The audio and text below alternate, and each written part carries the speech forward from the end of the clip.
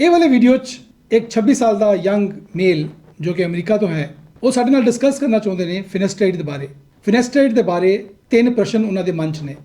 Number 1 ਕਿ ਫਿਨੈਸਟਰਾਈਡ ਦੀ ਉਹ ਕਿਹੜੀ ਡੋਜ਼ ਹੈ, ਘੱਟ ਤੋਂ ਘੱਟ ਉਹ ਕਿਹੜੀ ਡੋਜ਼ ਹੈ ਜਿਹਦੇ ਨਾਲ ਉਹਨਾਂ ਨੂੰ ਸਾਈਡ ਇਫੈਕਟ ਵੀ ਨਾ ਹੋਣ ਤੇ ਉਹਨਾਂ ਦੇ ਸਿਰ ਦੇ ਉੱਤੇ ਜਿਹੜੇ ਵਾਲ ਨੇ ਉਹ ਬਣੇ ਰਹਿਣ।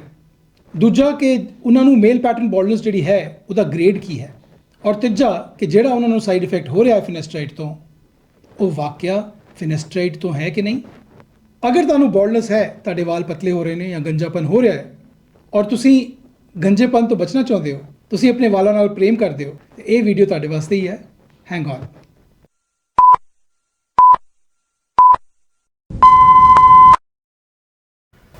Awesome. Yeah, so first of all, Doctor, I love your work. I've seen your videos on YouTube. I think you're doing an amazing job. And I would get straight to it. So I'm the one who emailed you in regards about Finasteride. So as of right now, my hairline's going up. I know it's not aggressive. I know as of right now, my hair looks good. Doesn't look bad. But I've noticed it going up. So I start, Finasteride. Because the earlier you start, the better it is, right? I started with 1 milligram every other day. After 1 month, that is when I started getting side effects, which is brain fog, and I would feel dizzy. And then, so I stopped using it for like a week, and I started going with 0.25 milligram. And again, my question is, since my baldness is not aggressive, do you think 0.25 milligram would be ideal for me, or that one doesn't make sense? How old are you? I'm 26, sir. 26. So that's pretty young age, and it might be that it is aggressive. How's the history of balding in your family? Okay, so it's a little bit complicated. I'm gonna go with both mom and dad side and my brothers. So on my mom's side, my grandfather didn't lose his hair, but he has 2 sons. His first son got bald at an early age, but the second did not. And on my dad's side, they have the same pattern of baldness, but the difference is my uncle has a thicker hair than the other. And it gets more complicated because I have 2 brothers. The first one got my dad's hair, and the second one is bald right now. So yeah, we have a really complicated genetics there. So the baldness of previous generations has a reflection on your baldness, but the onset of baldness and the speed at which it will occur tends to increase with every subsequent generation. This is because of our environmental factors, that is we call epigenetics. Factors that influence our genetics. So these are like, stress, day-to-day stress is much more than your grandfather's time. We don't sleep in time, we don't eat, we might be eating very costly food, but we don't eat nutritious food. It's all full of preservatives, and it's basically not a balanced diet as it was earlier. So that is why, because of this and our, increasing time we spend on the screen, ultraviolet rays, so this makes the baldness appear earlier than it would have in your grandparents' time. So with subsequent generations, the baldness is increasing. It's more so to say evolutionary also.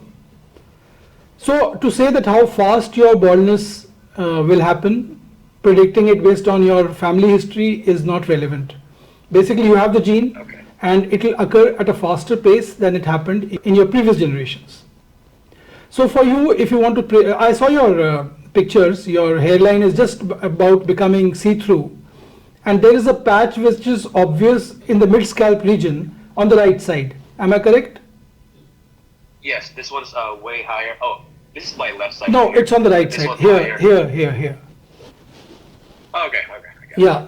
So you need to. Like some thinning. Yeah. So you need to have a DHT blocker in the right proportion. So everybody is not a candidate for starting Finasteride. I always say that in my videos, because see, everybody is constitutionally different. Everybody does not have a normal testosterone level. If you see in the young generation, if you search the internet, you'll find that 40% individuals have erectile dysfunction today because of sedentary habits, lack of exercise, low testosterone levels. So these are the people who have pre-existing erectile dysfunction, which when they start Finasteride, because Finasteride upsets your hormones a bit, so they end up with erectile dysfunction becoming manifest, which otherwise also would have been manifest, but it would have taken a little bit more time. So we need to know what your total testosterone level is right now, and then we can start you on Finasteride. If your total testosterone level is normal, and if within 1 month of starting the Finasteride you don't have any side effects, I don't think you should go on for low dose, because this is precious time you would have lost by then. Because if you start Finasteride later, it's not going to regrow your hair. You would have lost precious time. And usually people fall prey to advertisements and so many other alternatives as projected as alternatives, which they are not.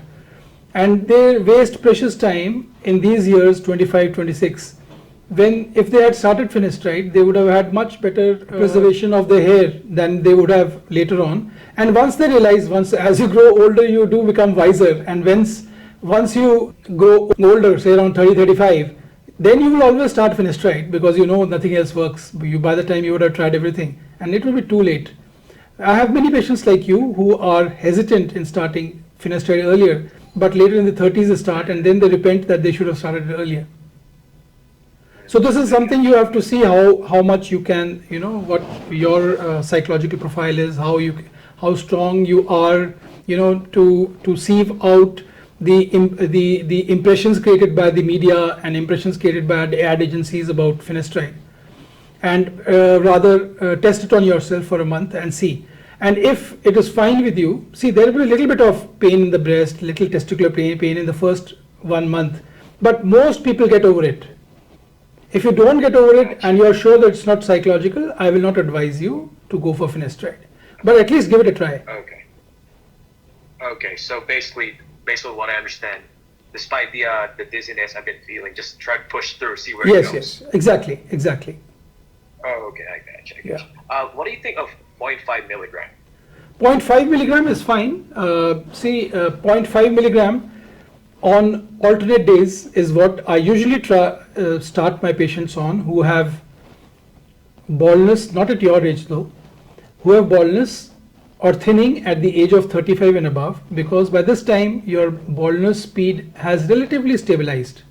But even in those patients after hair transplant, I insist on 1 milligram every day, because we don't want to lose those precious grafts while they are in the growing phase, because they're susceptible to DHT. There is nothing called permanent hair at the donor. They are also susceptible to a lesser degree though. So donor area is relatively permanent but not completely permanent. So this you have to note.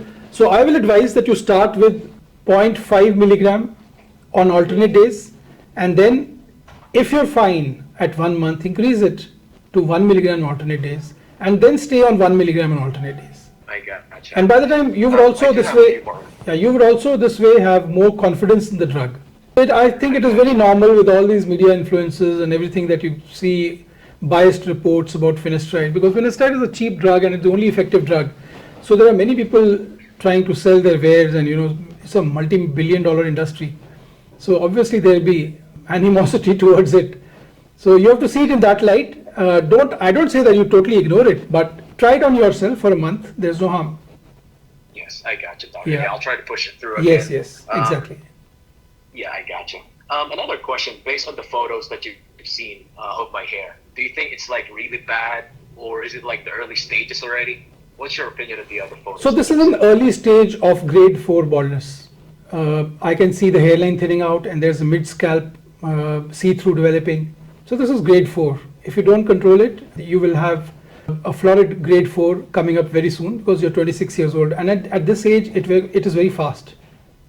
I gotcha. What is a grade 4, if you don't mind elucidating that? Grade 1 and grade 2 are normal grades, and beyond that, grade 3 is when it is in front of your ear, and grade 4 is when it starts going behind your ear on the top, if you draw a vertical.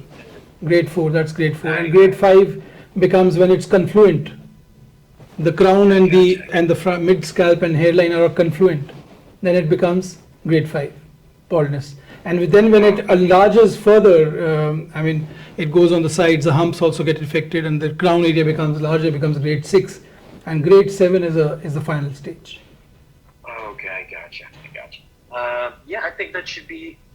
I think you answered all my questions, doctor. That'll be it for me. Thank you so much. Yeah, and you can see my videos on how to get the best results from low dosage of Finasteride. I will post it to you. Okay, I'll check it out. I'll post it to you. Yes, sir, it's called 5 strategies while taking Finasteride. So these strategies, they optimally make you utilize the low dosage by getting maximum results and lowest side effects. I gotcha. Yeah, I'll send that link to you. Thank you so much for your help, doctor. Yeah. So where are you based? I'm in America as well. You're in America. The US. Surely. If you have any further questions, you can always send a voice message on WhatsApp, or you can send a text message, and we'll be happy to respond back. Okay. And send me your total Yes. testosterone levels, because that will determine your compliance. Okay. Okay. I Okay. gotcha. Thank you. All right. Bye bye. Have a nice day. Bye. Have a good one.